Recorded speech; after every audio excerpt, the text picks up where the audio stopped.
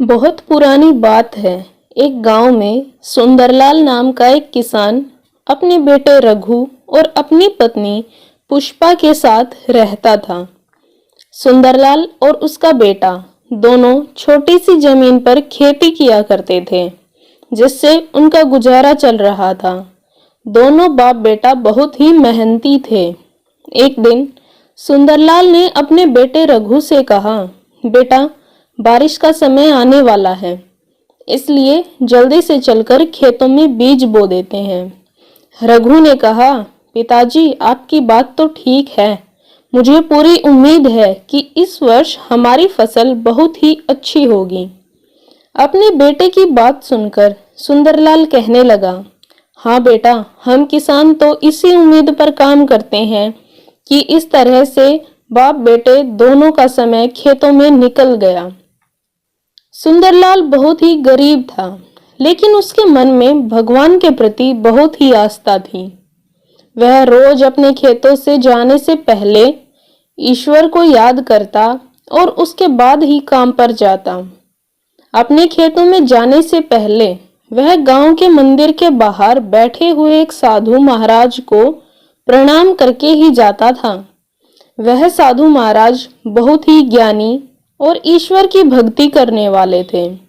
सुंदरलाल हमेशा उन साधु महाराज से यह पूछता, बाबा, मेरी गरीबी कब खत्म होगी, कब मेरे अच्छे दिन आएंगे।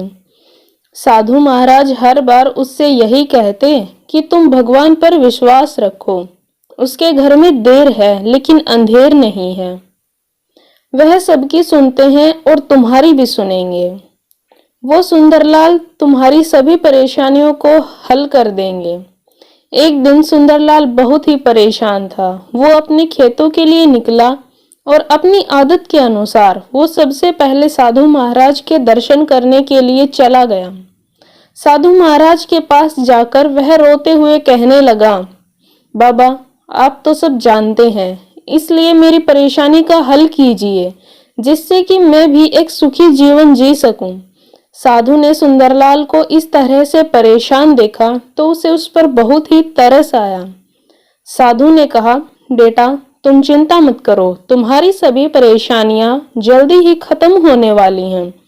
जल्दी ही तुम्हारा समय बदल जाएगा, लेकिन तुम रोज की तरह भगवान को याद करते रहना, भगवान तुम्हारी प्रार्थना जल्दी सुनेंगे। इस तरह से साधु ने सुंदरलाल को दिलासा दिया। सुंदरलाल का मन कुछ शांत हुआ। इसके बाद साधु कहने लगा, बेटा, मेरी एक बात हमेशा याद रखना, जिंदगी हमेशा एक सी नहीं रहती। आज रात है तो कल सुबह भी होगी, लेकिन तुम अपने मन में कभी लालच को लेकर मत आना, क्योंकि लालच अच्छे अच्छों को बर्बाद कर देता है। इसलिए जो कुछ भी करना सोच समझ कर करना। साधु की बात सुनकर सुंदरलाल कुछ देर तक सोचता रहा और फिर साधु को प्रणाम करके अपने काम पर निकल गया। जब वह खेतों में पहुंचा तो उसका बेटा रघु वहां पर पहले से ही पहुंच गया था। दोनों बाप बेटा मिलकर खेतों में काम करने लगे। दोनों जल्दी जल्दी खेतों की खुदाई कर रहे थे, ताकि बारिश आने से पहले बीजों को अच्छी तरह से बो सकें। और इस बार उन्हें फसल अच्छी होने की पूरी उम्मीद थी। दोनों जी तोड़ मेहनत कर रहे थे। उन दोनों को काम करते करते शाम हो चुकी थी। सुंदरलाल जमीन खोद रहा था और उसका बेटा रघु जमीन में बीज बो रहा था कि तभी अचानक रघु को जमीन के अंदर एक चमकीली चीज नजर आई। रघु यह देखकर हैरान रह गया और उसने अपने पिता को जमीन खोदने से रोका और यह बात बताई। उसकी बात सुनकर सुंदरलाल रुक गया और दोनों बड़े ही ध्यान से उस चीज को देखने लगे।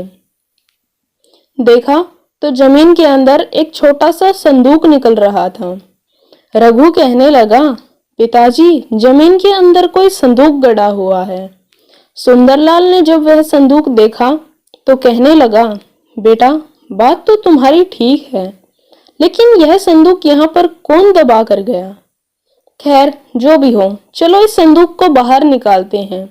दोनों ने बड़ी मेहनत से उस संदूक को बाहर निकाला उस संदूक को देखकर सुंदरलाल कहने लगा, बेटा, यह संदूक तो कोई पुराने जमाने का लगता है।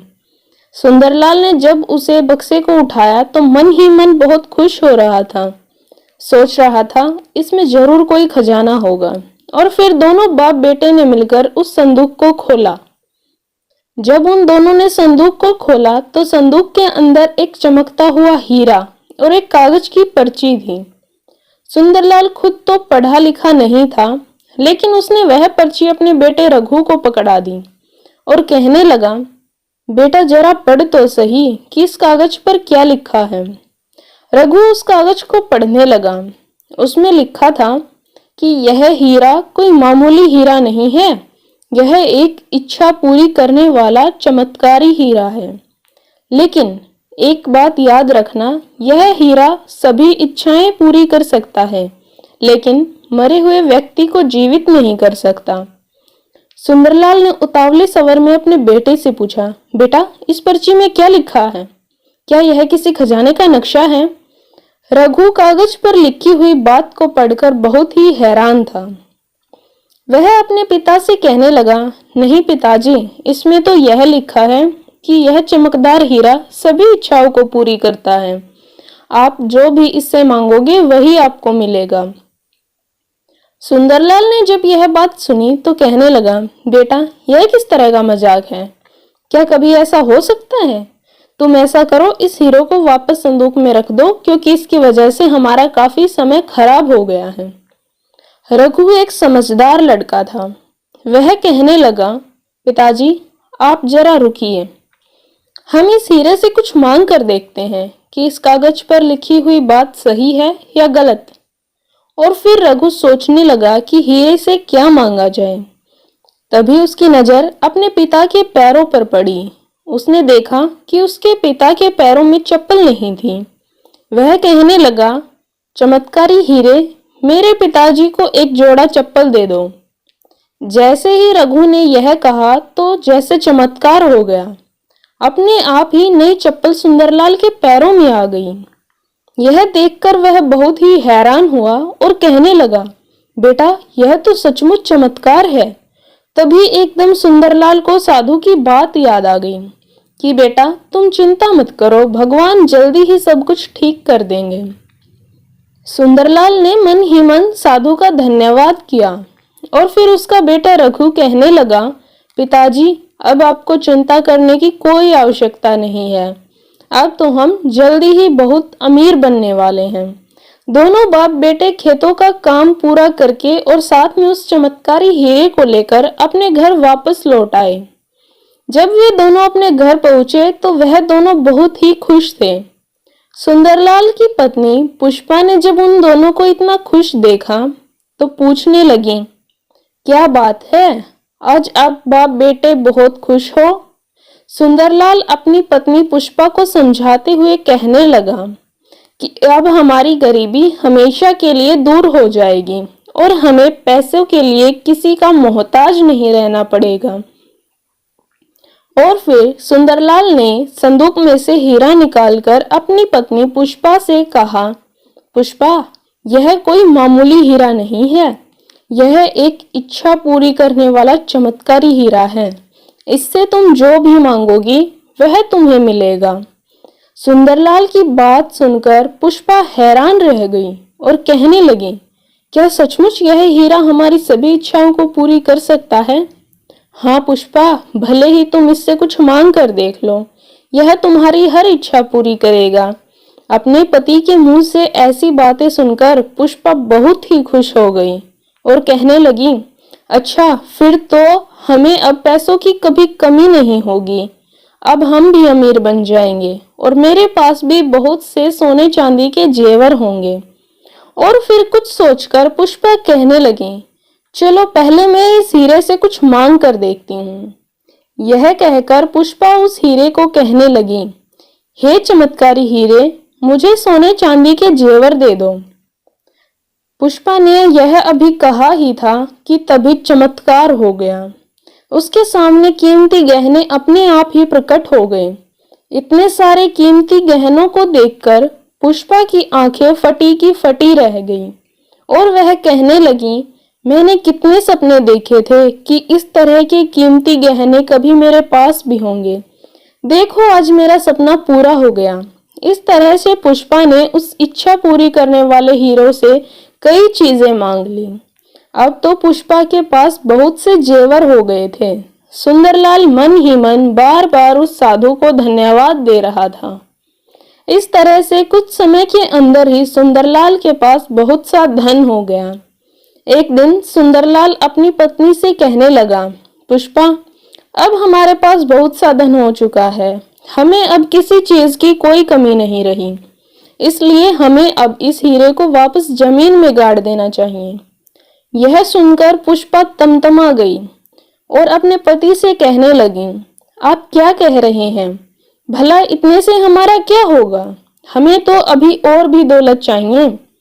यह सुनकर सुंदरलाल कहने लगा, पुष्पा, इतना लालच ठीक नहीं है। कहीं इस हीरे की वजह से हम किसी परेशानी में ना फंस जाएं। मुझे तो अभी इस हीरे से डर लगने लगा है। सुंदरलाल के बार बार समझाने पर भी पुष्पा नहीं समझी और वह हीरे को अपने साथ लेकर दूसरे कमरे में चली गई। जबकि दूसरी तरफ सुंदरलाल की इस तरक्की को देखकर गांव के बहुत से लोग उससे जलने लगे थे। सुंदरलाल के एकदम से अमीर हो जाने की बात पूरे गांव में फैल चुकी थी। उड़ते उड़ते यह खबर गांव के जमींदार के पास भी पहुंची। गांव के कुछ चापलूस लोग जमींदार के पास पहुंचे और कहने लगे, जमींदार जी, बहुत ही जल्दी अब आपकी जमींदारी खत्म होने वाली है, क्योंकि हमारे गांव का सुंदरलाल किसान आपसे भी ज्यादा धनवान बन गया है। अचानक से पता नहीं उसके पास इतनी सारी दौलत और सोना चांदी कहां से आ गया। ऐसा लगता है जैसे उसकी किस्मत ही बदल गई। उन लोगों की बात सुनकर जमींदार हैरान रह गया और कहने लगा, सुंदरलाल किसान की बात कर रहे हो, जिसके पास एक छोटा सा जमीन का टुकड़ा है? भला वो मुझसे कैसे आगे निकल गया? उसके पास इतनी दौलत कहां से आ गई? लगता है उसके हाथ कोई बड़ा खजाना लग गया है। इसके बाद जमींदार ने अपने कुछ नौकरों को अपने पास बुलाया और कहने लगा, सुंदरलाल पर नजर रखो और यह पता करो कि इतनी जल्दी वह अमीर कैसे बन गया। दिन रात उसके घर की निगरानी करो। तुम में से जो भी आदमी मुझे यह पता करके बताएगा तो मैं उसको मालामाल कर दूंगा। उसके बाद जमींदार के आदमी वहां से चले गए। वे लोग सुंदरलाल के घर के आसपास ही घूमने लगे और रात होने का इंतजार करने लगे कि कब सुंदरलाल वापस आए और वे लोग इस बारे में पता कर सकें। जब रात हुई तो जमींदार के भेजे हुए आदमी छिपते छिपाते सुंदरलाल के घर के अंदर झांकने लगे। एक ने देखा कि सुंदरलाल अपनी पत्नी से बातें कर रहा था। सुंदरलाल की पत्नी कहने लगी, मुझे थोड़े से जेवर और पैसे चाहिए। यह कहकर उसने हीरे को निकाला, उससे जेवर और पैसे मांगने लगी। जैसे ही उसने जेवर और पैसे मांगे तो उसके सामने पैसे और जेवरों का ढेर लग गया। जमींदार के नौकर यह देखकर हैरान रह गए। यह चमत्कार भला कैसे हो गया? अब उन लोगों को सुंदरलाल के अमीर होने का रहस्य पता चल चुका था। फिर वे लोग सीधे जमींदार के पास पहुंच गए और कहने लगे, जमींदार जी, जो हमने अपनी आंखों से देखा है उस पर विश्वास करना बड़ा ही मुश्किल है। हमें सुंदरलाल के अमीर होने का भेद पता चल गया है। जमींदार बोला, अरे तुम पहेलियां मत बुझाओ, साफ साफ कहो कि क्या हुआ है। तब उन्होंने बताया, जमींदार जी, सुंदरलाल के पास एक चमत्कारी हीरा है। उससे वह जो भी मांगता है उसी समय हाजिर हो जाता है। सुंदरलाल इस हीरे से धन दौलत मांग मांग कर अमीर होता जा रहा है। यह सब कुछ हमने अपनी आंखों से देखा है। उनकी बात सुनकर जमींदार हक्का बक्का रह गया और कहने लगा, अच्छा तो यह बात है। मैं भी सोच रहा था कि एक गरीब किसान इतनी जल्दी अमीर कैसे हो गया। उसके बाद जमींदार उस हीरे को हासिल करने की योजना बनाने लगा। कुछ देर तक सोचने के बाद जमींदार ने अपने नौकरों को कुछ पैसे दिए और उन्हें कुछ समझाने लगा। इसके बाद जमींदार ने अपने कुछ लठैत और गांव के कुछ आदमियों को लेकर सुंदरलाल के घर पर जा धमका। सुंदरलाल के घर के बाहर पहुंचकर वह सुंदरलाल को आवाज लगाकर बुलाने लगा। सुंदरलाल बाहर आया तो बोला, कहिए जमींदार जी, क्या काम है, कैसे आना हुआ? जमींदार उसे धमकाते हुए कहने लगा, मुझे तुम्हारे अमीर होने का रहस्य पता चल गया है और तुम्हें वह जो इच्छा पूरी करने वाला हीरा मिला है वह हमारे गांव की जमीन से मिला है और वह जमीन मेरे अधिकार क्षेत्र में आती है। इसलिए गांव के जमींदार होने के नाते अब वो हीरा मेरा है, उस पर मेरा अधिकार है, ना कि तुम्हारा। सुंदरलाल जमींदार की बात सुनकर कहने लगा, वो हीरा मेरा है क्योंकि वह मेरी जमीन से निकला है, इसलिए वह मेरा ही होगा, भले ही वह जमीन आपके अधिकार क्षेत्र में आती है, लेकिन उस जमीन का असली मालिक तो मैं हूं। जमींदार उसकी बात सुनकर गुस्से से लाल पीला हो गया और कहने लगा, सुंदरलाल, तेरी भलाई इसी में है कि तू चुपचाप वो हीरा मेरे हवाले कर दे, नहीं तो मैं तेरी सारी बात जाकर महाराज को बता दूंगा और फिर तुम्हारा फैसला महाराज ही करेंगे। इस तरह से सुंदरलाल और जमींदार के बीच में झगड़ा होने लगा। सुंदरलाल ने वह इच्छा पूरी करने वाला हीरा देने से साफ साफ मना कर दिया, लेकिन जमींदार ने अपनी ताकत का इस्तेमाल किया और मारपीट करके वह चमत्कारी हीरा सुंदरलाल से छीन लिया। अब तो जमींदार उस हीरे से अपनी इच्छा के अनुसार चीजें मांगने लगा। जमींदार जो भी उस हीरे से मांगता, हीरा तुरंत उसकी इच्छा पूरी कर देता। इधर सुंदरलाल ने अपने चमत्कारी हीरे के खोने के बाद राजा के पास जाने का फैसला किया और अगले दिन सुंदरलाल राजा से मिलने के लिए राजदरबार पहुंच गया। उसने राजा को इच्छा पूरी करने वाले हीरे के बारे में सब कुछ विस्तार से बताया। राजा ने जब सुंदरलाल की बात सुनी तो बहुत ही खुश हुआ और सोचने लगा, ऐसे चमत्कारी हीरे से तो मैं अपने खजाने को और भी बढ़ा सकता हूँ, जिससे मैं इस देश का सबसे धनवान और ताकतवर राजा बन जाऊंगा। फिर कुछ सोचने के बाद राजा ने सुंदरलाल से कहा, क्या तुम सच कह रहे हो कि ऐसा कोई हीरा है जिसने तुम्हें बहुत सारी दौलत और सोना दिया है? सुंदरलाल कहने लगा, हाँ महाराज, यह बिल्कुल सच है। तब राजा ने कहा, सुंदरलाल, तुमने यह बात मुझे पहले क्यों नहीं बताई? तुम उस समय मेरे पास आए हो जब जमींदार ने वह हीरा तुमसे छीन लिया। तुम्हें यह बात याद रखनी चाहिए थी कि इस राज्य में सबसे ज्यादा धन और सोना सिर्फ राजा के पास ही होना चाहिए, किसी गरीब किसान के पास नहीं।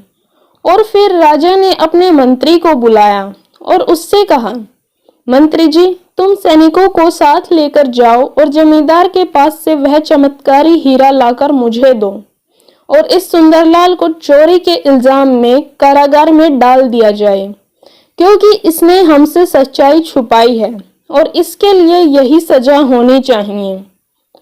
और उस जमींदार को लाकर भी इसके साथ कारागार में बंद कर देना, क्योंकि वह भी चोर है, उसे भी उसके किए की सजा मिलनी चाहिए। राजा की यह बात सुनकर सुंदरलाल घबरा गया और हाथ जोड़कर कहने लगा, महाराज, ऐसा मत कीजिए, मैंने कोई चोरी नहीं की, इसमें मेरी कोई गलती नहीं है, इसलिए मेहरबानी करके मुझे माफ कर दीजिए। अगर मैं कारागार में चला गया तो मेरा परिवार भूखा मर जाएगा, महाराज मुझे कारागार में मत डालिए। इस तरह से सुंदरलाल ने राजा के सामने कई मिन्नतें की, लेकिन जालिम राजा ने उसकी एक न सुनी और उसे कारागार में डाल दिया गया। मंत्री यह सब कुछ देखकर बहुत ही दुखी था, क्योंकि वह समझ चुका था कि सुंदरलाल एक बहुत ही भला और ईमानदार आदमी है, जबकि इस अत्याचारी राजा के जुल्मों से सारी प्रजा बहुत ही परेशान है, क्योंकि राजा प्रजा से 2 गुना लगान वसूल करता है और कोई लगान देने से मना करे तो उसे कारागार में डाल दिया जाता है। मंत्री एक अच्छे दिल का आदमी था, लेकिन वो बेचारा मजबूर था, क्योंकि वो कुछ कर नहीं सकता था। और फिर राजा के आदेश पर मंत्री कुछ सैनिकों को लेकर जमींदार के घर जा पहुंचा। अपने घर पर मंत्री को आया हुआ देखकर जमींदार कहने लगा, मंत्री जी कैसे आना हुआ? आपने मुझे आदेश किया होता तो मैं खुद चलकर आपके पास पहुंच जाता। मंत्री कहने लगा, जमींदार मुझे तुम्हारे खिलाफ एक शिकायत मिली है और इसलिए मुझे तुम्हें गिरफ्तार करना पड़ेगा। यह सुनकर जमींदार घबरा गया और कहने लगा, मंत्री जी भला मैंने ऐसा कौन सा अपराध कर दिया जिसके लिए आप मुझे गिरफ्तार करने के लिए आए हैं? जमींदार की बात सुनकर मंत्री कहने लगा, जमींदार अनजान बनने का नाटक मत करो। मुझे उस इच्छा पूरी करने वाले जादुई हीरे के बारे में सब कुछ पता लग गया है जो तुमने सुंदरलाल किसान से मारपीट करके हासिल किया है। तुम्हारी भलाई इसी में है कि वह जादुई हीरा तुम मुझे दे दो, वरना कठोर दंड के लिए तैयार हो जाओ। जमींदार कुछ घबराते हुए कहने लगा, मंत्री जी लेकिन वह जादुई हीरा तो मेरा है क्योंकि वह मेरे अधिकार क्षेत्र से मिला है। उसकी बात सुनकर मंत्री को गुस्सा आ गया और वह कहने लगा, तुम ऐसे नहीं मानोगे। जो क्षेत्र तुम्हारी जमींदारी के इलाके में आता है वह इस राज्य में आता है, यानी राजा के राज्य में आता है, इसलिए वह चमत्कारी हीरा राजा के पास जाएगा। अगर तुम मुझे नहीं दोगे तो तुम्हें इसकी कठोर सजा मिलेगी। अब तो बेचारा जमींदार थर थर कांपने लगा। बोला, मंत्री जी अगर ऐसी बात है तो वह हीरा मैं आपको लाकर दे देता हूँ, लेकिन आप मुझे वचन दीजिए कि मेरे ऊपर कोई कार्यवाही नहीं होगी। यह कहकर जमींदार दूसरे कमरे में गया और वहां से हीरा लेकर वापस मंत्री के पास आ गया और उसने वह हीरा मंत्री को दे दिया। जैसे ही वह हीरा मंत्री के हाथ में आया तो उसने सैनिकों से कहा, सैनिकों इस जालिम जमींदार को चोरी के इल्जाम में गिरफ्तार कर लिया जाए। इसने एक किसान के साथ मारपीट करके यह हीरा छीना है, इसलिए इसे कठोर सजा मिलेगी। मंत्री की बात सुनकर जमींदार के पैरों से जमीन खिसक गई। वह हाथ जोड़ते हुए कहने लगा, मंत्री जी मेरे साथ ऐसा मत कीजिए। आपने तो मुझे वचन दिया था कि आप मुझे गिरफ्तार नहीं करेंगे। यह सुनकर मंत्री कहने लगा, जमींदार मैं तो सिर्फ राजा के आदेश का पालन कर रहा हूँ। इस तरह से जादुई हीरे और जमींदार को लेकर मंत्री वापस राजमहल में आ गया। राजमहल में पहुंचकर मंत्री ने वह हीरा राजा के सामने पेश किया, जबकि जमींदार को सुंदरलाल के साथ कारागार में डाल दिया गया। सुंदर कारागार में बैठा हुआ साधु महाराज को याद कर रहा था। बाबा यह मेरे साथ क्या हो गया? आपने तो कहा था कि मेरे अच्छे दिन आने वाले हैं। कि तभी सुंदरलाल ने अपने सामने जमींदार को देखा तो कहने लगा, अरे जमींदार आप यहाँ पर कैसे? उसकी बात सुनकर जमींदार मायूस होकर कहने लगा, हाँ सुंदरलाल तुम मुझे माफ कर दो, यह मेरे ही कर्मों की सजा है। सुंदरलाल कहने लगा, मुझे पहले ही यह आभास हो रहा था कि इस इच्छा पूरी करने वाले हीरे की वजह से कोई न कोई मुसीबत आने वाली है, और देखो ऐसा ही हो गया। दूसरी तरफ राजा उस चमत्कारी हीरे से सोने, चांदी, हीरे, मोती और आभूषण मांगकर दिन रात अपने खजाने को भरता जा रहा था। अब तो राजा के पास पहले से भी कई ज्यादा धन दौलत हो गया था। इस राजा विक्रम सिंह के पास अपार धन दौलत की खबर जब आसपास के राजाओं को पहुंची तो कई राजाओं ने विक्रम सिंह की इस दौलत को हथियाने का फैसला कर लिया और उसके राज्य पर हमला करने की चेतावनी भेज दी। यह देखकर विक्रम सिंह डर गया। उसने अपने धन और राजपाट को बचाने के लिए एक सभा बुलाई। सभी लोग उस सभा में आ गए तो राजा ने अपने मंत्री से कहा, मंत्री जी हमारे राज्य पर पड़ोस के दूसरे राजाओं की बुरी नजर पड़ गई है और वह सभी जल्दी ही हमारे ऊपर आक्रमण करने वाले हैं। अब आप ही कोई उपाय बताइए।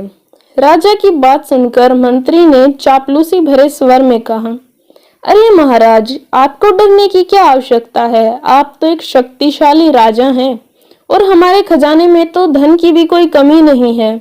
अगर हमारे राज्य पर किसी ने आक्रमण किया तो हम उसका मुकाबला कर सकते हैं। राजा मंत्री की बातों में आ गया, जबकि मंत्री मन ही मन सोच रहा था कि वह राजा तो बहुत ही जालिम और क्रूर है। इस राजा के कारण सारी प्रजा बहुत ही दुखी है, इसलिए उसने राजा को गलत सलाह दी थी।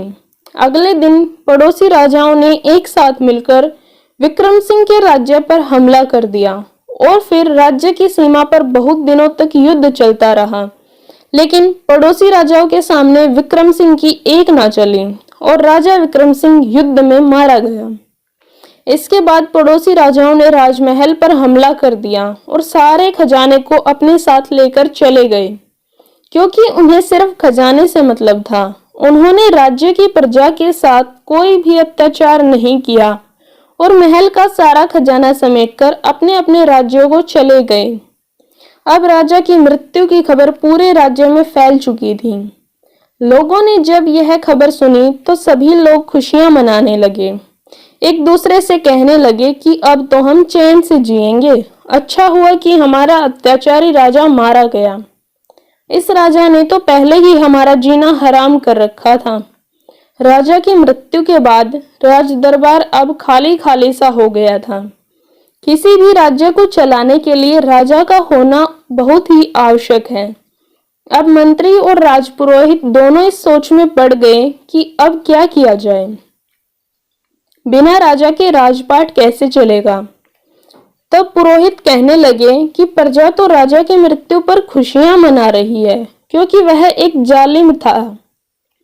लोगों को उससे छुटकारा मिल गया और हमें भी इस बात का पहले से ही पता था कि हमारा राजा बहुत ही जालिम और क्रूर है।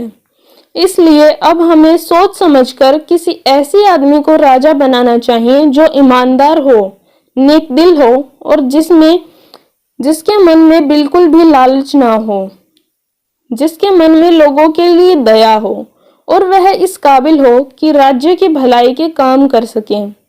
राजपुरोहित की बात सुनकर मंत्री कहने लगा, पुरोहित जी, आपने बिल्कुल ठीक कहा।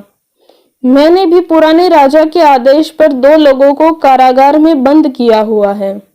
मैं सबसे पहले उन लोगों को कारागार से मुक्त करता हूँ। इस तरह से राजपुरोहित और मंत्री अपने साथ उस चमत्कारी हीरे को लेकर सुंदरलाल के पास पहुंचे। सुंदरलाल के पास पहुंचकर मंत्री ने सारी बात सुंदरलाल को बताई और कहा, भाई, इस चमत्कारी हीरे के असली मालिक तुम हो, इसलिए मैं यह हीरा तुम्हें वापस लौटाता हूँ। और फिर सुंदरलाल और जमींदार को कारागार से आजाद कर दिया गया। मंत्री से सारी बातें विस्तार से सुनकर सुंदरलाल कहने लगा, मंत्री जी, किसी ने सही कहा है, लालच का यही अंजाम होता है। इसी लालच के कारण मैं अपने परिवार से अलग हुआ। यही लालच हमारे राजा विक्रम सिंह की मृत्यु का कारण बना और इस सारे फसाद की जड़ यह इच्छा पूरी करने वाला चमत्कारी हीरा है। अभी के अभी इस जादुई हीरे को पानी में बहा देता हूँ, ना रहेगा बांस, ना बजेगी बांसुरी। यह कहकर सुंदरलाल ने वह जादुई हीरा लिया और उसे नदी में बहा दिया। मंत्री और राजपुरोहित ने जब यह देखा तो मन ही मन वह बहुत प्रसन्न हुए, क्योंकि उनकी नजरों में अब सुंदरलाल की इज्जत और भी बढ़ गई थी। उन्हें सुंदरलाल की एक बहुत ही भला और नेक दिल इंसान लगा। उन्होंने सोचा कि सुंदरलाल जैसा ईमानदार आदमी ही हमारे राज्य के लोगों की भलाई का काम कर सकता है, यही राजा बनने के योग्य है। और फिर उन दोनों ने सुंदरलाल को उस राज्य का नया राजा बना दिया। उस राज्य में सभी लोग खुशी खुशी अपना जीवन बिताने लगे, क्योंकि सुंदरलाल अपनी प्रजा का बहुत ही ख्याल रखता था। अपनी प्रजा के सुख दुख में वह उनकी पूरी सहायता करता था। उसने अपने पूरे परिवार को भी राजमहल में बुलवा लिया और वे सब एक सुखमय जीवन बिताने लगे। उम्मीद है दोस्तों ये कहानी आपको पसंद आई होगी। अगर आपको कहानी अच्छी लगी है तो वीडियो को लाइक करें और ऐसी ही कहानी हर रोज सुनने के लिए हमारे चैनल को सब्सक्राइब करें। धन्यवाद दोस्तों, मिलते हैं अगली कहानी में।